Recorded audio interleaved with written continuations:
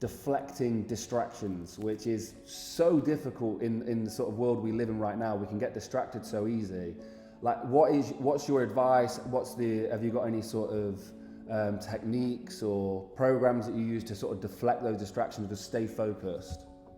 Yeah, well, I think the first thing is to be, before you even get to distractions, you have to be clear of your purpose and your goal, right? Clear of your purpose and your goal. And so, what is your goal? Win the national championship. Or what is your goal? Earn this managerial job. What is your goal, right? Be married by the age of 25. Whatever your goal is. And then it's important to recognize, okay, if this is the goal, what are the steps that I really need to do to accomplish that goal? And so sometimes, let's say the goal is, I'm making it up, but I want to lose 25 pounds. That's I want to feel good about myself. My goal is to lose 25 pounds. Well, what do I got to do? I'm not going to eat past 7. I'm going to drink 4 glasses of water a day. I'm going to exercise 20 minutes every day, whatever those things are. And all of a sudden now, you've got this clear roadmap. The thing is, we sometimes put this clear roadmap only in our head. I want to write it down. When I'm losing weight, on the front of my fridge is my goal. And then it's my weigh-in number and my graph every day. Because you can't have these goals down, hidden away.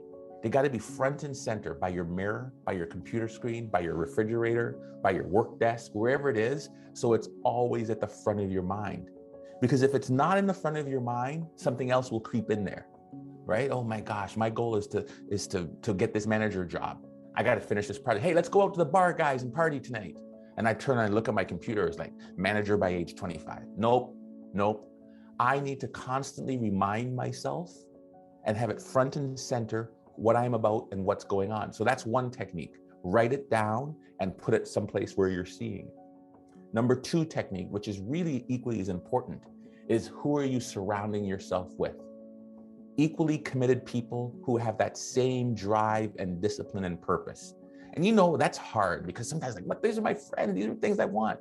Who are the high achievers, right? Who are the people that are equally committed, who are good for you and good to you? Because we all will have this time where we just want to go this way. And they're like, hey, come on, let's do this. And everybody needs a wingman or a wingwoman, right? Just your motivator, your pipe woman, your hype man. Come on, you can do this. So that's another important piece. Surround yourself with people who will build you up, right? And that's hard, because it's like, oh gosh. Sometimes I say it's get away from the people who will tear you down. But that motivation piece, you write it down. Okay, I write it down, but I'm still not good. Okay, here's my people. Number 3, what are the distractions? Don't spend and wait for them to surprise you. When you set your goal and you set your processes, write down the things that that are your slippery slopes. No different than the alcoholic says, you know what, I'm going to be dry. I'm going to be, I'm not drinking any beer anymore. Well, what's a distraction? I can't go into Nelly's, because even though they got the best chicken wings, they also got that beer I love. So you know what? I'm not going into Nelly's for that restaurant anymore. You know what? I'm not hanging out with Sally, because Sally always drinks wine with her dinner, and that's just too slippery for me. What are your distractions so that you can see when they're coming? And what I call become the red flags. If I'm losing weight and I know that I'm going to weigh in every morning, okay, that's not bad. If I miss 1, that's okay. But if I miss 2, that's my red flag. So it's like distractions, red flags. What are your red flags that say you're about to go off course and you need help? It's the self-belief. You spoke about it before, and just whatever you like, just give us everything, because I think it is so important, and I'm so interested in the subject. Yeah. Well, a lot of people see me as this national team coach, high performance coach, world championship, this, blah, blah, blah, blah, blah, PhD, yada, yada, yada. I got cut from a soccer team so many different times. I failed out of university. I hid my shame and my humiliation. And in fact, what it did is it stopped me performing. And I'll never forget the time my wife showed up one day at a practice, and I was benched for about 2 months for something I did in a practice or a game where I cost the team a victory over a nationally ranked opponent. And she basically said, oh my gosh, why are you practicing so bad? You don't even like you don't even look like you want to be here. You're making so many different mistakes. And I was like, yeah. And she goes, why are you letting this coach do this to you? And I was like, huh? What do you mean? She goes, you told me that he's not a good coach. He hasn't played a lot. He hasn't got any licenses.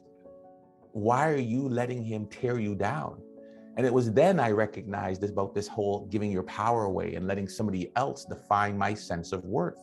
And the line she said is, why are you letting this coach tell you you're good or not good? Why are you believing him? Can't you see how it's making you change the way you play? I'm like, whoa. And it was right then and there I realized the power of what we believe really influences our actions, or how we interpret somebody's perceptions of ourselves really interprets our belief systems and our actions. And so that mantra, thoughts influence your beliefs, influence your actions. I needed to stop all that negative thinking. I needed to stop all that self-doubt. And so I started studying self-confidence, the belief in your accomplishment, the belief in your ability to accomplish the task at hand. Let me say that again since I messed it up. The belief in your ability to accomplish the task at hand. And so I stopped that negative thinking. Oh my God, you can't do this. Stop it, right? Oh my, I don't belong. Stop it, right? And then I started really starting to believe. And I didn't just all of a sudden like, oh, I can fly. It's like, no, I'm as fast as anybody. No, I can kick this ball. And then I went in there and I started practicing a little bit harder. I started training a little bit harder. I started working. I wasn't going to let this guy define who I was and what I was about. And when I did that, I started playing better. And then all of a sudden, he couldn't say, no, you weren't good, because I was winning the races. I was scoring the most goals. Fast forward, I became the captain in all conference on that team, a team that I never played on for months. And I recognized the power of self-belief. In psychology, we call it self-efficacy, how that could change how we see ourselves and the things we choose to pursue. And so by doing so, I started changing the way I thought. I started, when negative thinking came in my head, you saw me do these thought stopping exercises. Stop, a physical action to stop it. And I replaced it with positive statements and affirmations. I got this. Nobody outworks me. And my all-time favorite, I am the captain of my ship and the master of my fate. If you've watched my TED Talk, you know that one. But then there's the science behind it. The science behind it, if you use 3 statements, 3 positive affirmations a day, and you're in the creative marketing world, you do artwork, creativity, product, collateral, you increase your productivity by 17 to 19%. I'm like, whoa. But then if you're in the diagnostic world, complex problem solving, you're something like 25 to 27% more faster, more efficient in solving complex problems. Think about that from doctors or engineers or people who do logistics. But then if you're in the revenue generation and sales world, this is where it really hits the people. You're 35 to 37% more likely to increase your revenue by people who use 3 affirmations a day. I am the captain of my ship and the master of my fate. Nobody outworks me. I can learn anything. I use those to be automatic when I feel doubt and negativity coming into my mind.